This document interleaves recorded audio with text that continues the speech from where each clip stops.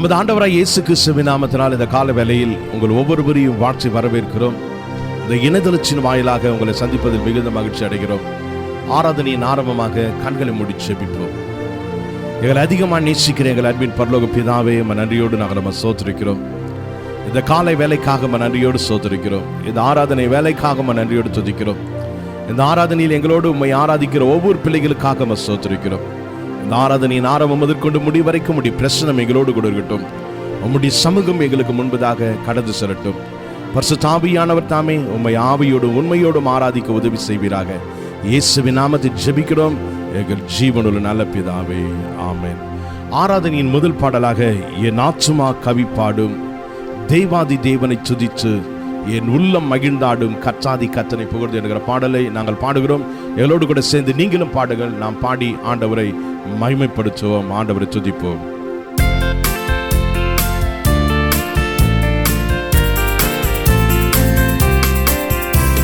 என் ஆத்மா கவி பாடும், தேவாதி தேவனை துதித்து என் உள்ளம் மகிழ்ந்தாடும், கர்த்தனை புகழ்ந்து என் ஆத்மா கவி பாடும், தேவாதி தேவனை துதித்து என் உள்ளம் மகிழ்ந்தாடும், கர்த்தனை புகழ்ந்து நான் தீரச் செழிச்சிடுமே, வயல்வெளியாகிடுமே, காடுவெளி கழிச்சிடுமே, கற்றனை நாவினா நாம் தீரம் செழிச்சிடுமே, வயல்வெளியாகிடுமே, காடுவெளி கழிச்சிடுமே, கற்றனை நாவினா. அல்லேலூயா அல்லேலூயா அல்லேலூயா அல்லேலூயா அல்லேலூயா அல்லேலூயா அல்லேலூயா ஆமென்.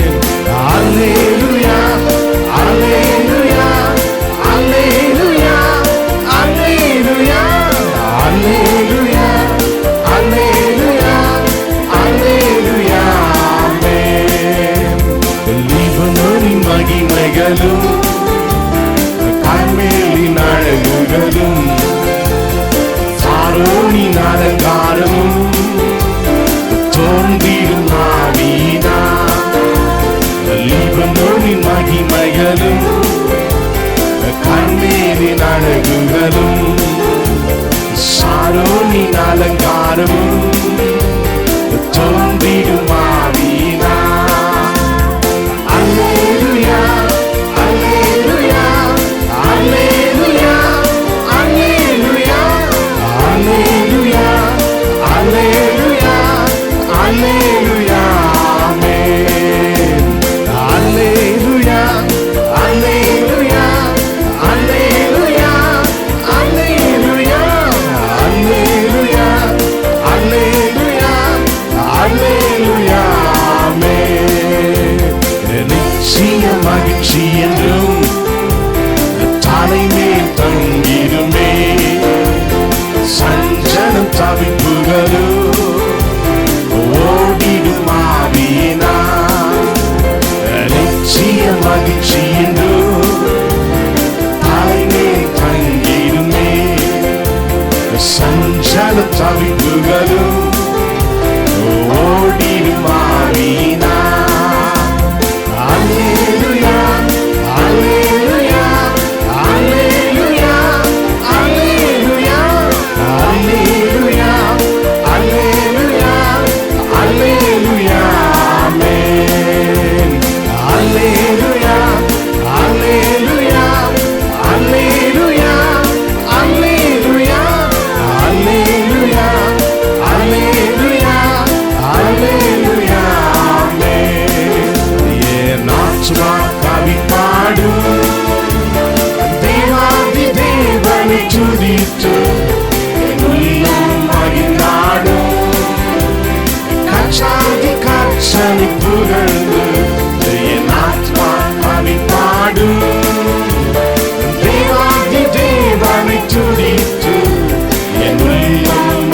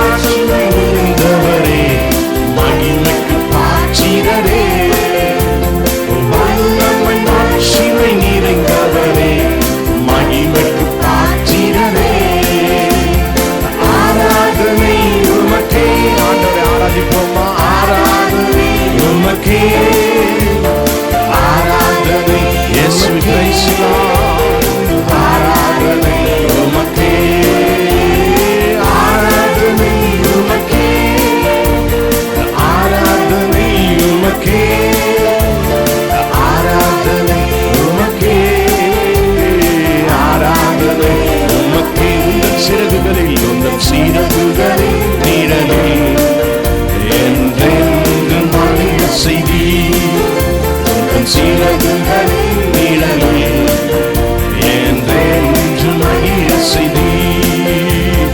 தூயவரே என் துணையாளரே, துதிக்கு பாத்திரரே. தூயவரே என் துணையாளரே, துதிக்கு பாத்திரரே.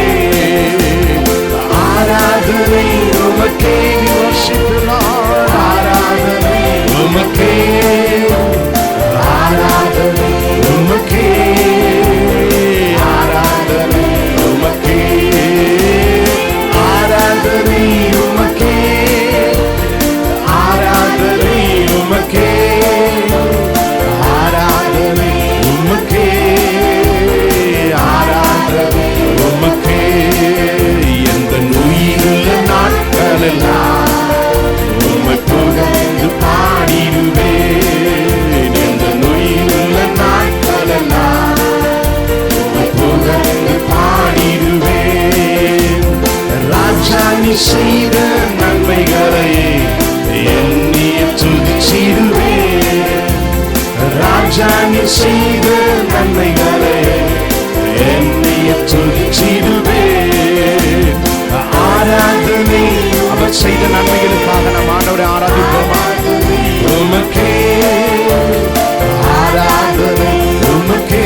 we worship you Lord. ஆராதனை உம்மை ஆராதிக்கிறோம். ஆராதனை உமக்கே, ஆராதனை உமக்கே, ஆராதனை உமக்கே, ஆராதனை உமக்கே. கர்த்தர் நமக்கு கொடுத்த ஜீவனுக்காக, பலத்துக்காக, சுகத்துக்காக அப்படியே கண்களை மூடி ஆண்டவரை ஸ்தோத்திரிப்போமா? அப்படி ஜீவன் உள்ள நாளெல்லாம் நாங்கள் உம்மை ஆராதிக்க கடமைப்பட்டிருக்கிறோம். ஆண்டவரே, ஜீவனை கொடுத்தவரே, எங்களுடைய ஆராதனை உமக்கே.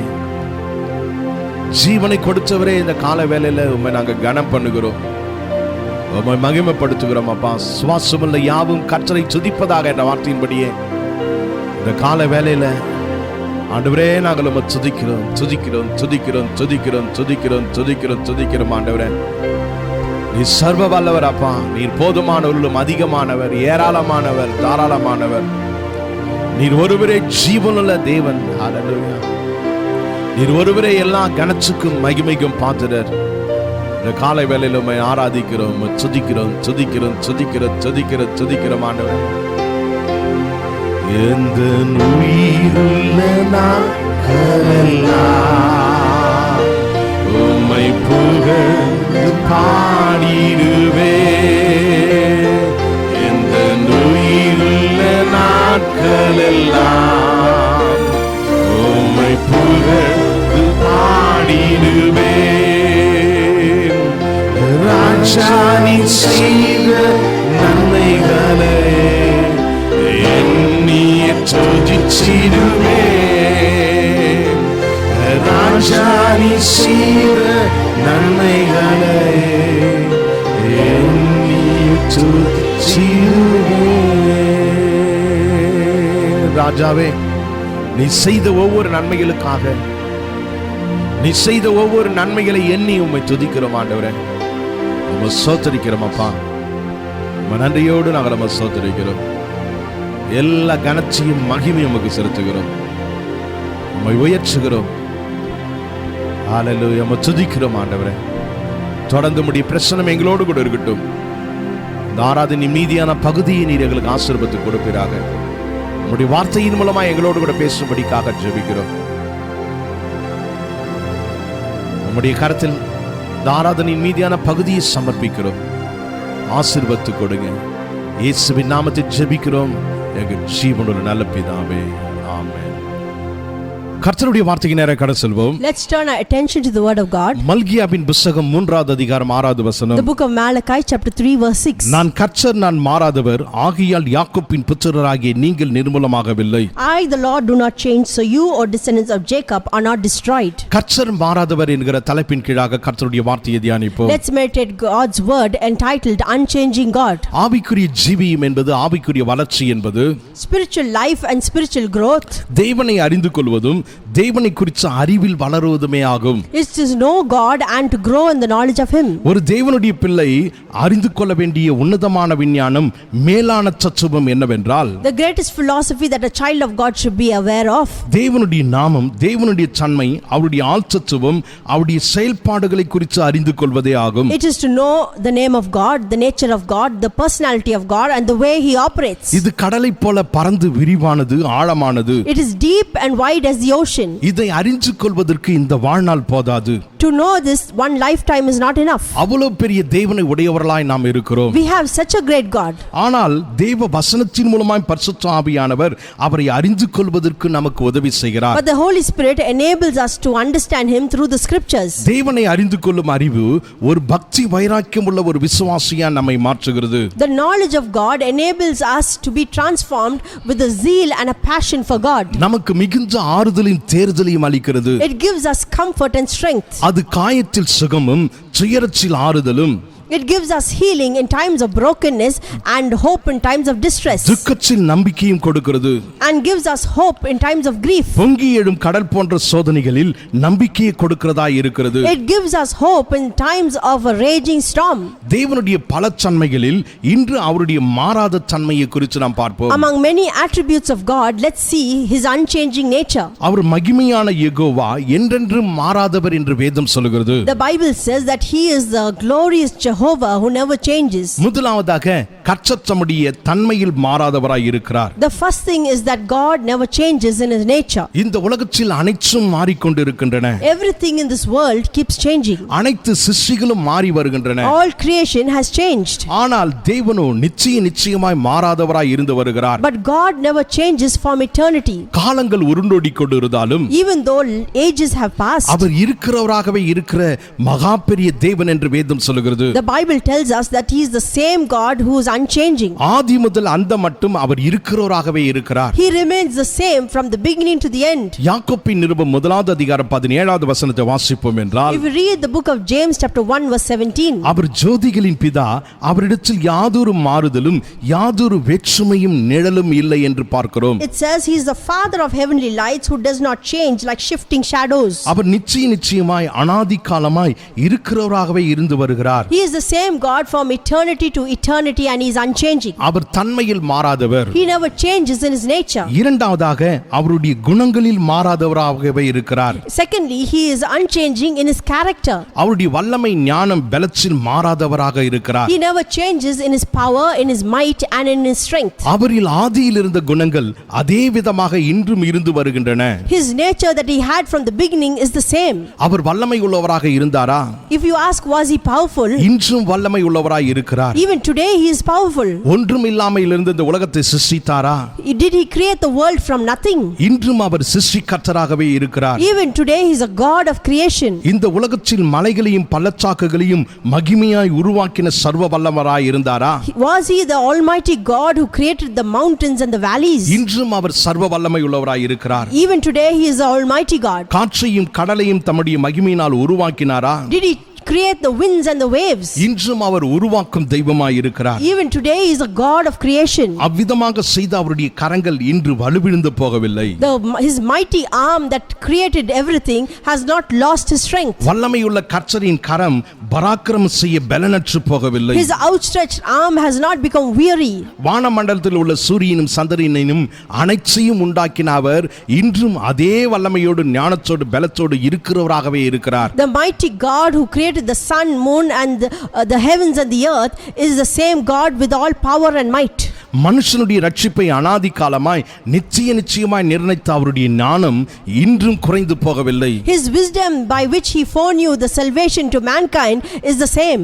அவருடைய கண்கள் மங்கி ஒளியிழந்து போகவில்லை. His eyes have not become dull and neither has He lost His sight. அவருடைய செவிகள் தம்முடைய மக்களுடைய ஜெபத்தை கேட்டு சலித்து போகவில்லை. His ears have not gone weary by listening to the prayers of His children. அவர் வல்லமையோடும் பலத்தோடும் ஞானத்தோடும் நம்முடைய ஜெபத்தை கேட்கிறவராய் இன்றைக்கும் அவர் மாறாதவராகவே இருக்கிறார். Even today he is the unchanging God who listens to our prayer with the same might, power and strength. அவர் தம்முடைய நீதியிலும் பரிசுத்தத்திலும் மாறாதவர். He never changes in his righteousness and in his holiness. அவர் தம்முடைய சத்தியத்திலும் மாறாதவராகவே இருக்கிறார். He is a God who never changes in his truth. அவர் வாக்குத்தத்தம் பண்ணினதை நிறைவேற்றினார். He will fulfill all that he has promised. நிறைவேற்றுகிறார். He is fulfilling நிறைவேற்றுவார். and he will fulfill. அவர் சொன்னதை செய்கிறவராகவே இருக்கிறார். He is the God who fulfills all that he has done. கர்த்தர் நல்லவராகவே இருக்கிறார்.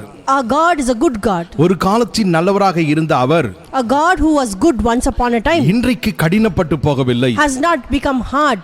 அவருடைய அன்பிலும் இரக்கத்திலும் மனதுருக்கத்திலும் அவர் மாறாதவராகவே இருக்கிறார். He is unchanging in his love, in his passion and in his compassion. இந்த உலகத்தின் அக்கிரமம் என்கிற சூறாவளி அவருடைய அன்பு என்கிற கண்மலையை தகர்த்தெறிய முடியாது. His rock of love cannot be overthrown by the cyclone of wickedness in this world. அவருடைய ஆதி அன்பு அவருடைய எல்லையற்ற அன்பு குறைந்து போகவில்லை. His unchanging and immeasurable love cannot be altered. அவர் தம்முடைய உடன்படிக்கையை முதலாவது எழுதின போது When he had written his covenant at the beginning, தம்முடைய மக்களுக்காக கொண்டிருந்த எல்லையற்ற அன்பு குறைந்து போகவில்லை. his love that he had for the people did not change. 2000 வருஷத்துக்கு முன்பதாக தன்னுடைய சொந்த குமாரனை இந்த உலகத்துக்கு அனுப்பி When he sent his only begotten son 2000 years ago into this world, அகோரமான மரணத்தை சந்தித்து he had faced a wretched death ரத்தத்தை சிந்த வேண்டும் என்று அறிந்திருந்தும் அதை நிறைவேற்றி முடித்தார். and he fulfilled it even though he knew that he had to shed his blood. இந்த உலகத்தில் சந்திரனும் சூரியனும் தங்களுடைய ஒளிக்கதிர்கள் வீசுவதை நிறுத்தினாலும் The sun and moon may stop shining,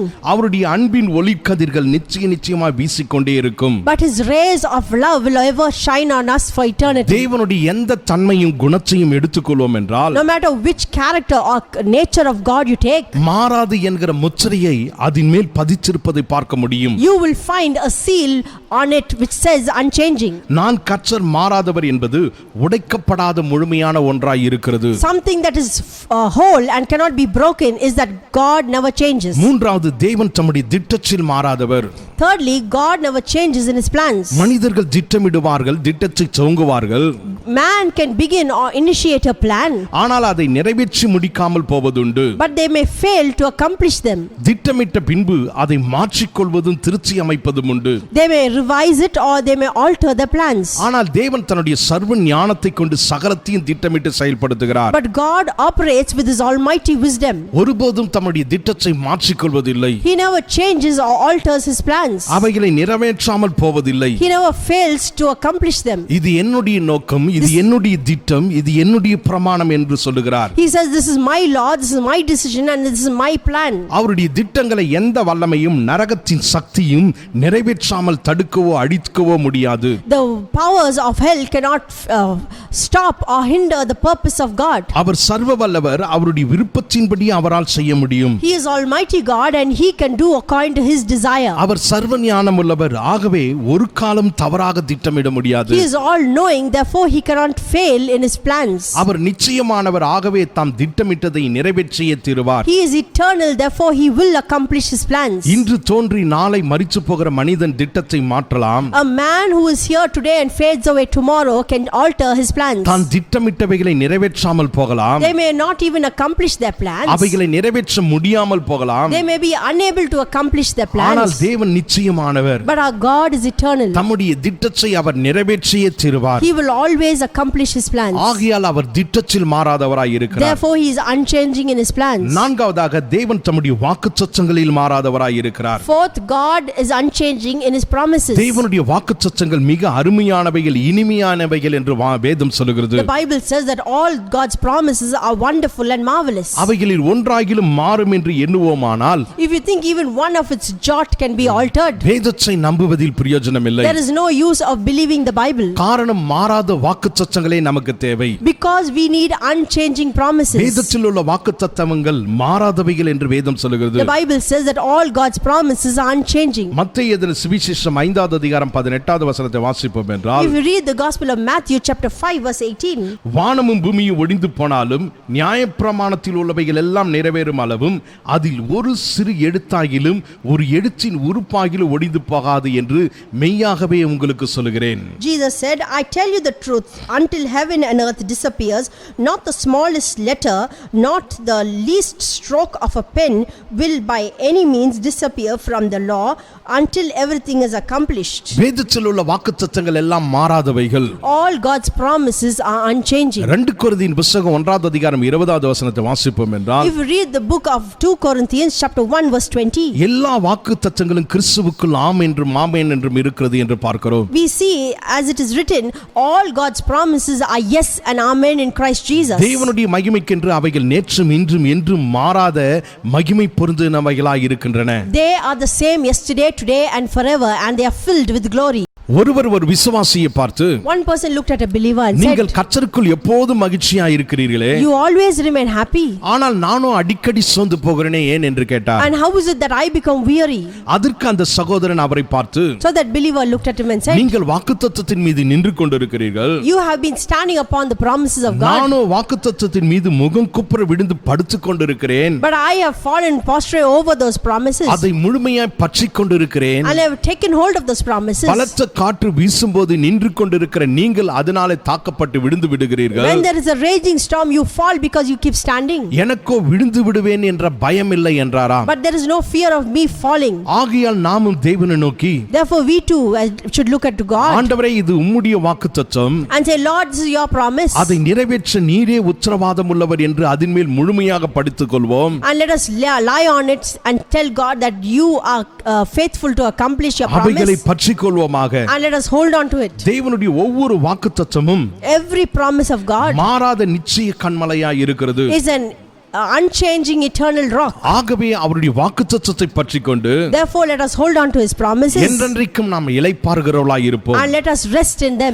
ஐந்தாவதாக தேவனுடைய நியாயத்தீர்ப்பிலும் அவர் மாறாதவராய் இருக்கிறார். Fifth, we see that God is unchanging in his judgment. யோவான் எழுதின சுவிசேஷம் 3 அதிகாரம் 16 வசனத்தை வாசிப்போம் என்றால், If we read the Gospel of John chapter 3 verse 16, தேவன் தம்முடைய ஒரே பேரான குமாரனை விசுவாசிக்கிறவன் எவனோ அவன் கெட்டுப் போகாமல் நித்திய ஜீவனை அடையும்படி அவரை தந்திரளி இவ்வளவாய் உலகத்தில் அன்பு கூர்ந்தார் என்று பார்க்கிறோம். it says, for God so loved the world that he gave his one and only son, that whosoever believes in him shall not perish but have eternal life. தம்முடைய ஒரே பேரான குமாரனை விசுவாசிக்கிறவன் எவனோ அவன் கெட்டுப் போகாமல் நித்திய ஜீவனை அடைவான் என்று வேதம் சொல்கிறது. The Bible said, whosoever believes in him shall not perish but have eternal life. ஆனால் 18வது வசனத்தை வாசிப்போம் என்றால், But if you read verse 18, அவரை விசுவாசிக்கிறவன் ஆக்கினைக்குள்ளாக தீர்க்கப்படான், விசுவாசியாதவனோ தேவனுடைய ஒரே பேரான குமாரனுடைய நாமத்தில் விசுவாசமுள்ளவனாய் இராதபடியினால் அவன் ஆக்கினை தீர்ப்புக்கு உட்பட்டு ஆயிற்று என்று பார்க்கிறோம். it says, whosoever believes in him is not condemned, but whoever does not believe stands condemned already, because he has not believed in the name of God's one and only son. அவரை விசுவாசியாதவனோ ஆக்கினைக்குள்ளாக தீர்க்கப்பட்ட ஆயிற்று என்பது ஒரு காலமும் மாறாதது. The thing that is unchanging is that those who do not believe are already condemned. நம்முடைய சன்மார்க்கமும் நல்நெறியும் நம்ம ரட்சிக்காது. Our deeds or our self-righteousness will not save us, இயேசு கிறிஸ்து ஒருவர் மாத்திரமே நம்மை ரட்சிக்க வல்லவராய் இருக்கிறார். because only Jesus Christ can save us. கடைசியாக தேவன் தன்னுடைய அன்பிலும் மாறாதவராய் இருக்கிறார். Last of all, God never changes in his love. அவருடைய அன்பில் எவ்விதமான மாற்றமும் இல்லை. There is no change in his love. முடிவு பரியந்த வரைக்கும் நம்மில் அன்பு கூறுகிறவராய் இருக்கிறார். He loves us till the very end. ரோமருக்கு நிருபம் 8 அதிகாரம் 30 வசனத்தை வாசிப்போம் என்றால், If you read the book of Romans chapter 8 verse 30, தேவன் எவர்களை முன்குறிச்சாரோ அவர்களை அடைச்சும் இருக்கிறார், எவர்களை அடைச்சாரோ அவர்களை நீதிமான்களாக்கி இருக்கிறார், எவர்களை நீதிமான்களாக்கினாரோ அவர்களை மகிமைப்படுத்தியும் இருக்கிறார்.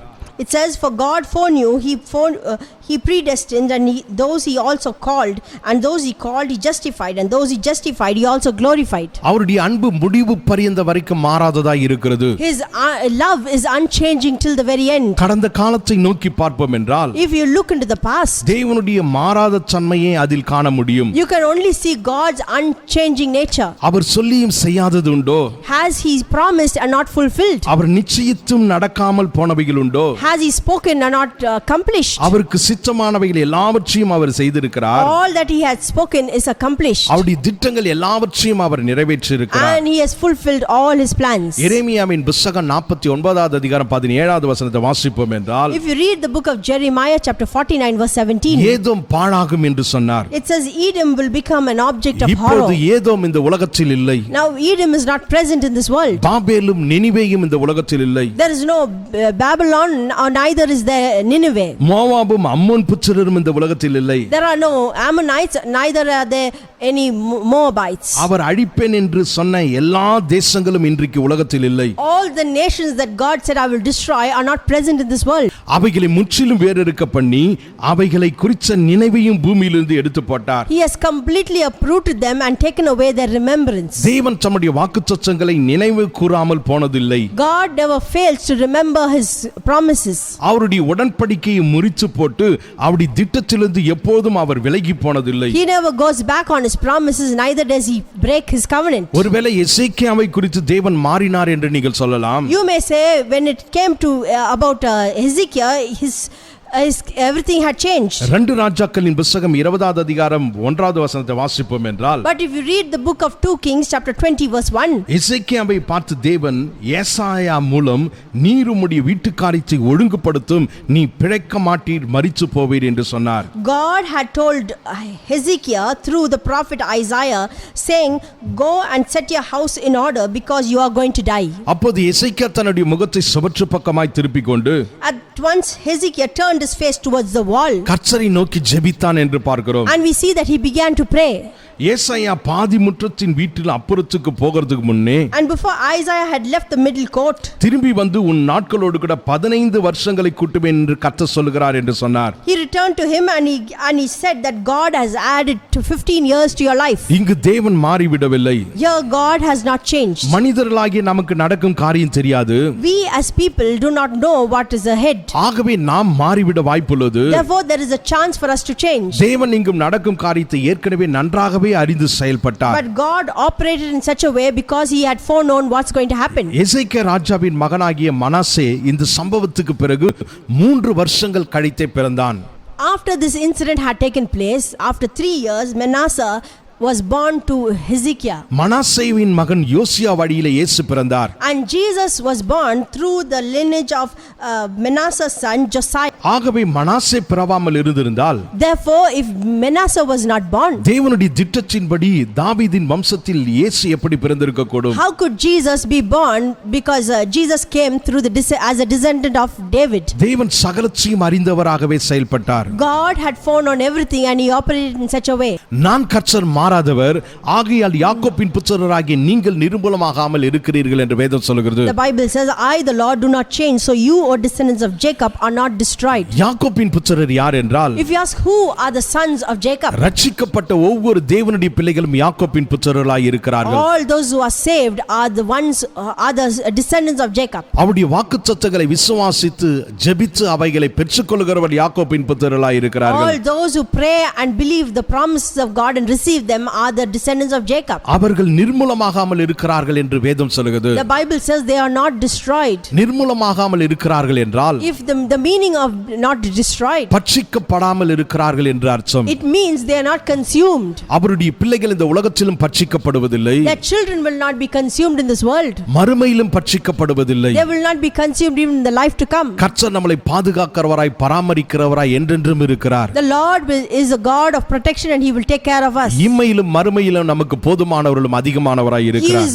the God who is more than enough, even not only now but even in the life to come. ஆகையால் நாம் ஆராதிக்கிற தேவன் மாறாதவர். Therefore the God whom we serve is an unchanging God. தம்முடைய குணத்திலும் தன்னுடைய தன்மையிலும் தன்னுடைய வாக்குத்தத்தத்திலும் மாறாதவராய் இருக்கிறார். He never changes in his nature, he never changes in his character, he never changes in his promises. தம்முடைய நியாயத்தீர்ப்பிலும் தம்முடைய அன்பிலும் மாறாதவராய் இருக்கிறார். He never changes in his judgment, he never changes in his love. அவருடைய பலத்திலும் ஞானத்திலும் இன்று இன்றைக்கும் அவர் மாறாதவராகவே இருக்கிறார். He is the same God who never changes in his power, in his might. இன்றும் நம்மளை ரட்சித்து நம்மளை பாதுகாக்க வல்லவரும் நல்லவருமாய் இருக்கிறார். Even today he is mighty and able to save us. ஆகையால் அவரை நம்புவோம். Therefore let us believe him. அவருடைய வார்த்தைகள் மீது விசுவாசம் வைப்போம். And let us trust his promises. இந்த உலகத்தில் ஒரு மாறாத நல்வாழ்வை வாழ்வோம். And let us live a life that is unchanging. ஒரு ஆசீர்வதிக்கப்பட்ட ஒரு வாழ்க்கையை வாழ்வோம். Let us live a life that is blessed. கண்களை மூடி ஜெபிப்போமா? Shall we close eyes in prayer? எங்களை அதிகமாக நேசிக்கிற எங்கள் அன்பின் பரலோக பிதாவே, Our loving heavenly Father, உம்முடைய குமாரனாகிய இயேசு கிறிஸ்துவின் மூலமாய் உம்மண்டையில் வருகிறோம். we come to you through your son Jesus Christ. இந்த நாளில் நாங்கள் கேட்ட சத்தியத்திற்காக உம்மை ஸ்தோத்திரிக்கிறோம். Even today we thank you for the truth that we have heard today. நீர் மாறாதவராய் இருக்கிறபடியினால் உம்மை ஸ்தோத்திரிக்கிறோம். We thank you because you are unchanging. உம்முடைய வாக்குத்தத்தங்கள் மாறாதவைகளாய் இருக்கிறபடியினால் உம்மை We ஸ்தோத்திரிக்கிறோம். thank you for your promises are unchanging. இந்த காலை வேளையிலும் உம்முடைய வாக்குத்தத்தத்தை பற்றிக் கொள்கிறோம். Even this morning we hold on to your promises. உம்முடைய அன்பை பற்றிக் கொள்கிறோம். We hold on to your love.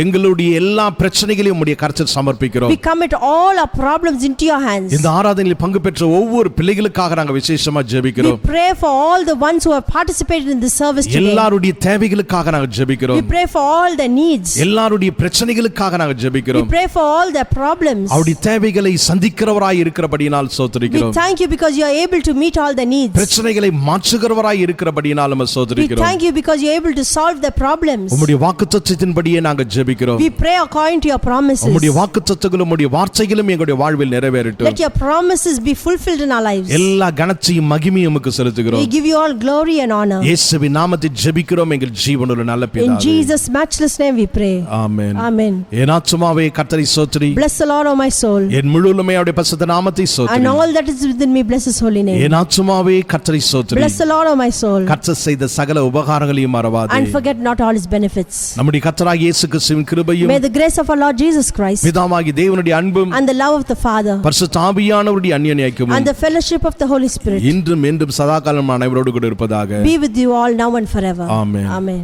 கர்த்தர் உங்களை ஆசீர்வதிப்பாராக. May God bless you.